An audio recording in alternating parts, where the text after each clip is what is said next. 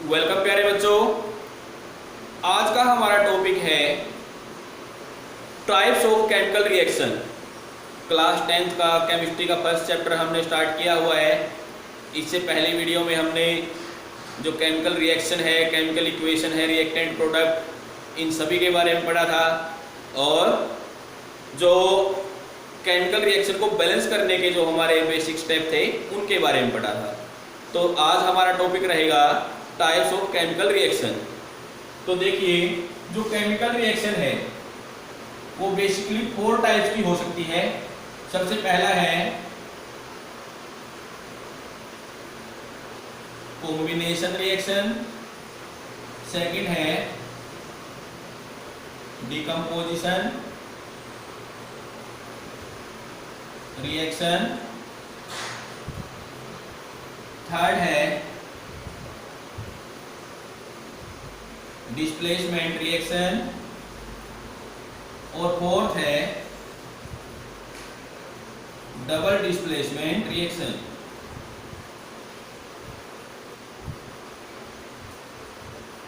ठीक है, तो इन चारों टाइप की रिएक्शन के बारे में हमने इस चैप्टर में डिटेल में डिस्कशन करना है। तो सबसे पहले जो कॉम्बिनेशन रिएक्शन है वहीं से हम स्टार्ट करेंगे।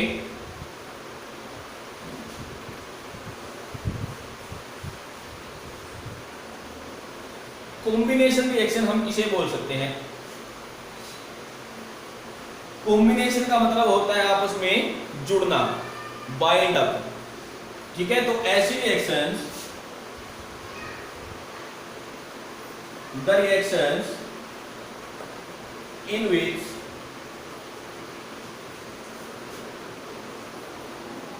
two or more reactant are combined to give a single product।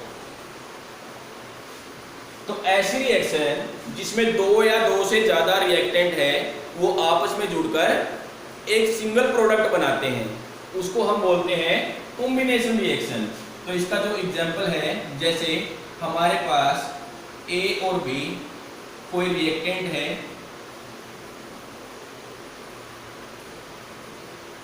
जब ये दोनों आपस में रिएक्शन करते हैं तो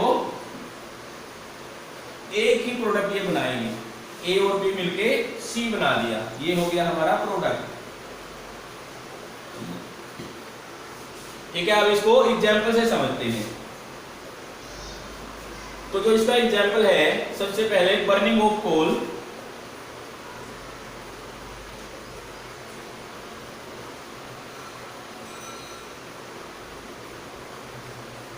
बर्निंग ऑफ कोल यानी कि कोयले का जलना। तो इसमें होगा क्या, जो हमारा कोयला है, कोयल है, उसका जो मेन कंस्टिट्यूएंट है वो है कार्बन। तो सबसे पहले हम लिखेंगे कार्बन, जिसका सिंबल है C। उसके बाद कार्बन को जलने के लिए जो रिक्वायरमेंट है वो चाहिए ऑक्सीजन। तो ये हो गया O2। अब इन दोनों से क्या बनेगा? CO2, carbon dioxide. तो यहाँ पे देखिए, हमारे पास रिएक्टेंट थे दो, कार्बन और ऑक्सीजन। जो हमारा प्रोडक्ट है वो है सिंगल, जो कि CO2 है। तो कार्बन और ऑक्सीजन के मिलने से क्या बनता है? CO2। ये एग्जांपल हो गया। नेक्स्ट जो एग्जांपल है वो है formation of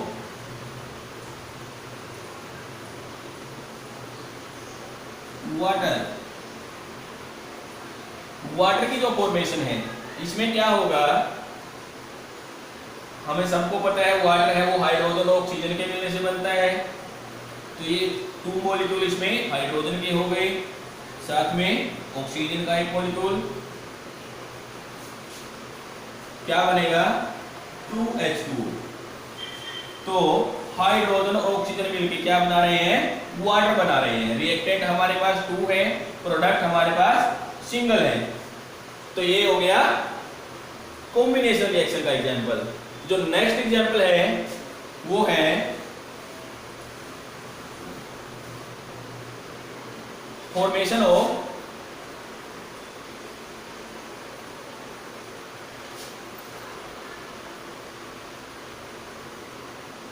slack lime. Slack lime कैसे बनेगा? तो इसके लिए सबसे पहले हमें चाहिए क्विक लाइम, जो कि क्या है, कैल्शियम ऑक्साइड।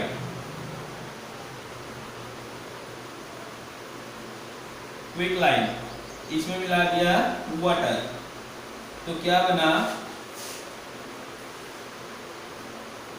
CaOOH ट्वाइस, ये हो गया स्लेक लाइम, जिसको हम बुझा हुआ चूना बोलते हैं। ठीक है, तो ये हमारे पास इसमें भी जो रिएक्टेंट है वो 2 है और प्रोडक्ट हमारे पास सिंगल बना है। तो ये था हमारा कॉम्बिनेशन रिएक्शन, जिसमें 2 या 2 से ज्यादा रिएक्टेंट आपस में मिलके सिंगल प्रोडक्ट बनाते हैं। नेक्स्ट हम बात कर लेते हैं एक्सोथर्मिक रिएक्शंस की।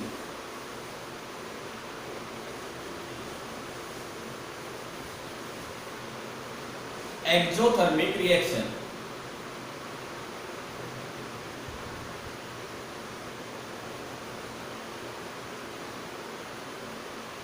जो एक्सोथर्मिक वर्ड है वो 2 वर्ड्स के मिलने से बना है, एक्सो और थर्मिक। एक्सो का मतलब होता है आउटसाइड, थर्मिक का मतलब होता है टेम्परेचर या हीट। तो इस रिएक्शन की जो हमारी डेफिनेशन है वो क्या हो जाएगी, ऐसी रिएक्शन जिसमें प्रोडक्ट के साथ साथ हीट भी निकले या एनर्जी भी निकले। तो रिएक्शन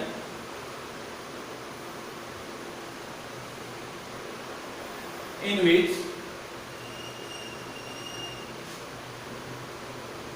हीट इज evolved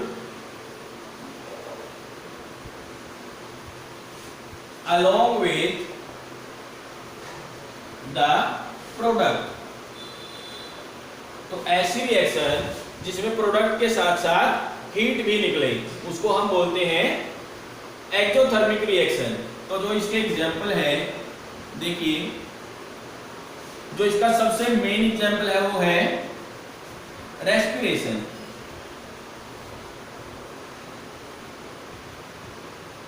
यहां से क्वेश्चन भी आता है, why respiration is called exothermic reaction, कि वे जो रेस्पिरेशन को हम एक्सोथर्मिक रिएक्शन क्यों बोलते हैं। तो इसका आंसर भी जैसे ही हम इसकी रिएक्शन को देखेंगे वहां से क्लियर हो जाएगा। तो जो इसकी रिएक्शन रहेगी वो क्या है, C6H12O6, ये है हमारे पास ग्लूकोज। जैसे ही इसके अंदर ऑक्सीजन मिलेगी तो क्या बनेगा हमारे पास, CO2 प्लस वाटर और साथ में हीट। तो जो ग्लूकोज है हमारी बॉडी के अंदर जितना ही फूड मटेरियल है फाइनली वो ग्लूकोज में कन्वर्ट होता है। तो वही ग्लूकोज जो हम रेस्पिरेशन से ऑक्सीजन लेते हैं उसके साथ जब रिएक्शन करेगी तो क्या होगा, कार्बन डाइऑक्साइड बनेगी और वाटर बनेगा, साथ में बहुत लार्ज अमाउंट में हीट निकलेगी। ठीक है, और जो हमारी रेस्पिरेशन की रिएक्शन है वो कहां पे होगी, माइटोकॉन्ड्रिया के अंदर। ये हमारी सेल के अंदर एक ऑर्गेनेल्स होता है, सेल का एक पार्ट होता है। इसको पावर हाउस ऑफ सेल भी बोला जाता है, क्योंकि यहीं पे हमारी जो सारी एनर्जी है, जो हीट है, वो यहीं पे निकलती है, इसीलिए इसको पावर हाउस ऑफ सेल भी बोला जाता है। इसको हम डिटेल से जो हमारे बायोलॉजी के नेक्स्ट चैप्टर आएंगे उसमें डिस्कस करेंगे। तो यहाँ पे हमारा जो डाउट था, जो क्वेश्चन था कि why respiration is known as exothermic reaction, वो बिल्कुल क्लियर हो जाना चाहिए, क्योंकि रेस्पिरेशन की रिएक्शन में प्रोडक्ट के साथ साथ हीट या फिर एनर्जी भी हमें मिलती है। ठीक है, इसीलिए हम रेस्पिरेशन को एक्सोथर्मिक रिएक्शन बोलते हैं। जो नेक्स्ट एग्जांपल है एक्सोथर्मिक रिएक्शन का, वो है जो हमने अभी कुछ देर पहले किया था, फॉर्मेशन ऑफ स्लेक लाइम। तो उसमें क्या था, हमने क्विक लाइम डाला था कैल्शियम ऑक्साइड, साथ में इसमें वाटर डाल दिया था।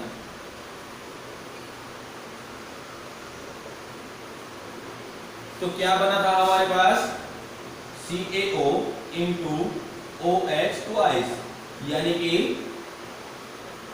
कैल्शियम हाइड्रोक्साइड और स्लेट लाइन। साथ में इसमें निकलती है हीट।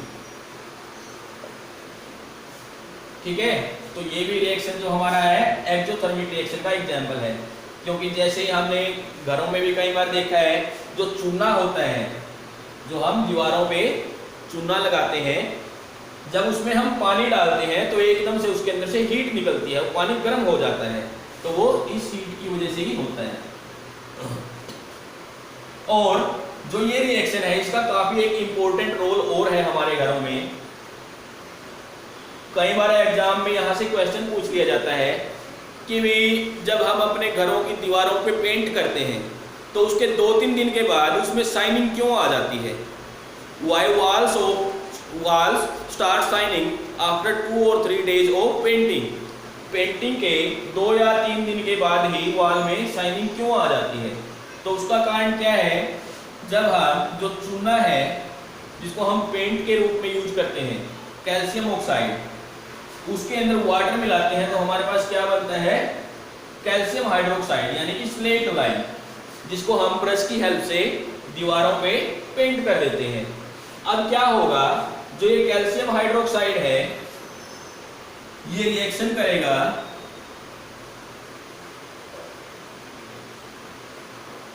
जो हमारे एयर के अंदर CO2 प्रेजेंट है, एयर के अंदर जो CO2 प्रेजेंट है, और क्या बनाएगा?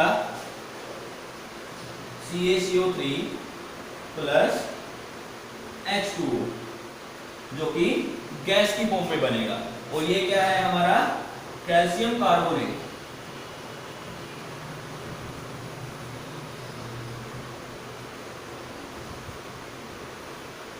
Calcium carbonate.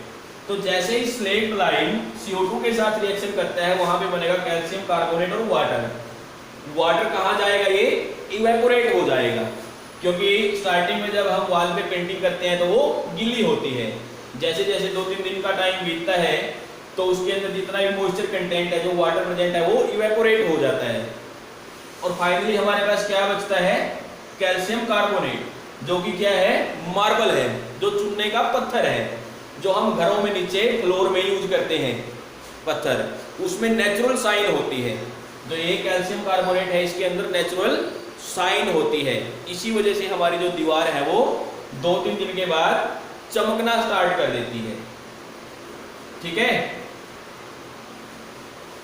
तो नेक्स्ट जो हमारा टॉपिक है वो है second type of chemical reaction, जो कि है हमारे पास डीकंपोजिशन रिएक्शन।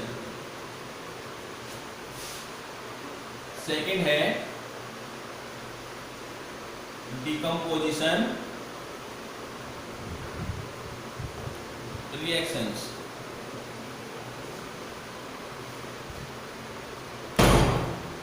तो डीकंपोजिशन का मतलब होता है break down.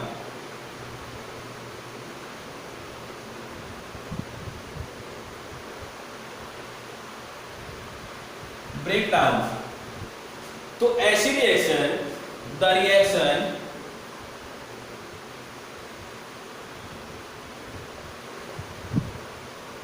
in which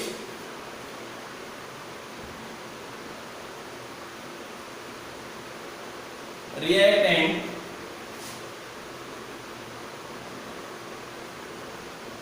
break down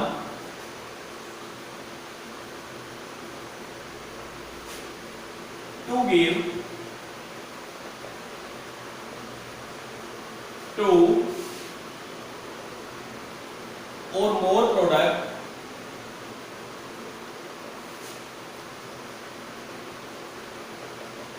with the help of heat, light or electricity. तो ऐसी रिएक्शन जिसमें जो हमारा रिएक्टेंट है वो ब्रेक डाउन हो जाएगा हीट की हेल्प से या लाइट की हेल्प से या इलेक्ट्रिसिटी की हेल्प से, और क्या देगा, दो या दो से ज्यादा प्रोडक्ट हमें देगा। तो इस तरह की जो रिएक्शन है उसको हम बोलते हैं डिकम्पोजिशन रिएक्शंस। तो जो डिकम्पोजिशन रिएक्शन है वो 3 टाइप्स की होती है। जो डिकम्पोजिशन रिएक्शन है वो 3 टाइप्स की होती है। सबसे फर्स्ट है थर्मल डिकम्पोजिशन,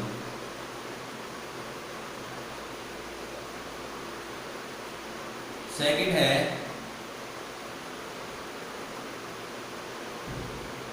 इलेक्ट्रोलिटिकल डिकम्पोजिशन,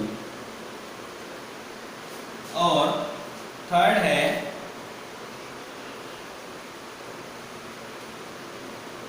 फोटोलिटिकल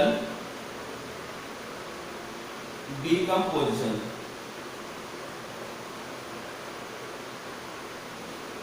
ठीक है, फर्स्ट, सेकंड और थर्ड। तो जैसे इनके नाम है, नाम से बिल्कुल इनकी जो डेफिनेशन है वो इजीली क्लियर हो जाएगी। थर्मल डिकम्पोजिशन ऐसी रिएक्शन जिसमें जो ब्रेकडाउन है और डिकम्पोजिशन है वो हीट की हेल्प से किया जाएगा।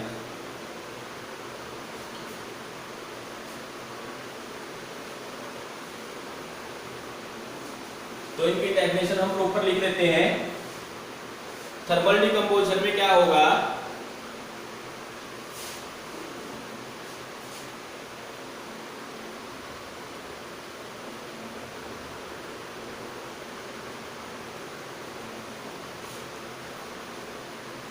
the reaction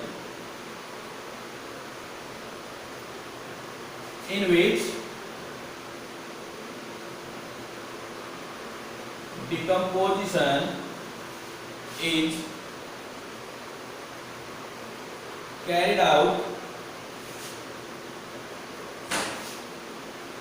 with the help of heat।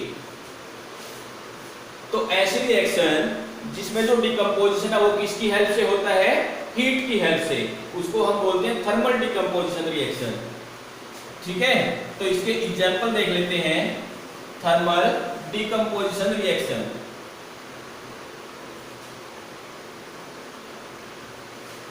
जैसे हमारे पास है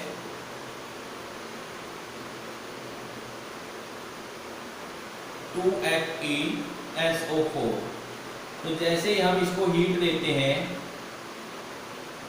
यह है हमारा ferrous sulphate.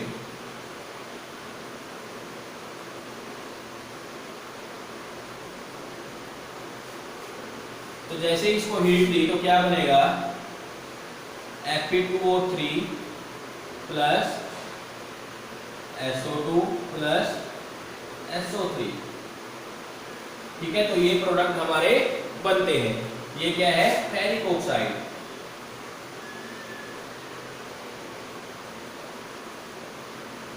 Sulphur dioxide, sulphur trioxide. ठीक है, तो हीट की हेल्प से हमारे पास जो रिएक्टेंट है वो सिंगल था, और जैसे ही हमने उसको हीट दी तो 3 प्रोडक्ट हमें मिले।